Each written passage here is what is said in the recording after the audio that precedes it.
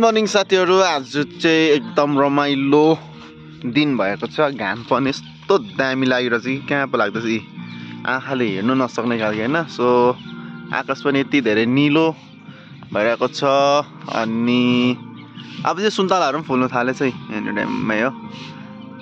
अनि यति रमाइलो दिन भइरहेको छ आजको दिन चाहिँ। अनि आज चाहिँ म भर्खर यति बेला उठेको, केस पनि काटेको, तर केस अलिक बाङ्गो टेँडो भएछ। बुनुले भन्दाखेरि के काटेर चाहिँ पैसा तिरेर पैसा चाहिँ खेर गयो भन्ने कुरा गर्दैछ होइन। सो आजको दिन एकदम रमाइलो छ र भर्खर उठेर अब चिया खाने सुरसार चल्दैछ मेरो होइन। सो अहिले टाइम भन्नुपर्दा चाहिँ 7:30 भएछ। गरम पुरा सुरु भएछ है अब चाहिँ है भाइ।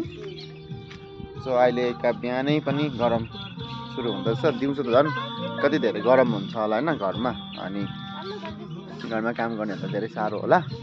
र आज दिनभरिको अब मेरो काम त्यही हुन्छ होइन, यताउता गर्ने हो। र हाम्रो आमा चाहिँ यहाँ परै बिहानै गएर गाईको गोठमा होइन, यहाँनिर गाईको गोठ सफा गर्दैछ। म चाहिँ भन्ने भर्खर उठेको अनि चिया यहाँ चाहिँ हाम्रो मालमत्ता धुने मैले घरमा राखेको पैसा दिएर भन्नु मिलेन अनुहार हेर्न। यो चाहिँ हाम्रो मालमत्ता धुने घरको।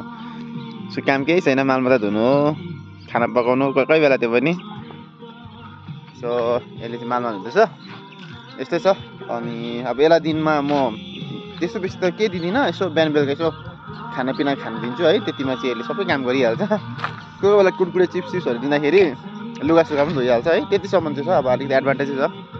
अनि आज यो के भन्छ घाम लागेको देख्दाखेरि चाहिँ होइन लुगा धुनु दामी मन परेको, तर लुगा धुनु खालि के पनि छैन, सबै नै मैले धुइसकेको छु होइन। र दिन चाहिँ हेर्नु नि अब यस्तो दामी देख्छ यहाँ हाम्रो घरबाट भ्यू चाहिँ हो, यस्तो मजाको हो। तर खै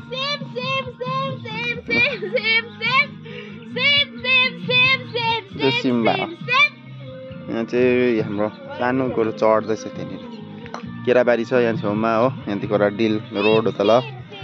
सो यस्तो चाहिँ हाम्रो घरको वरिपरि चाहिँ। सो हेर्दै गर्नु होला।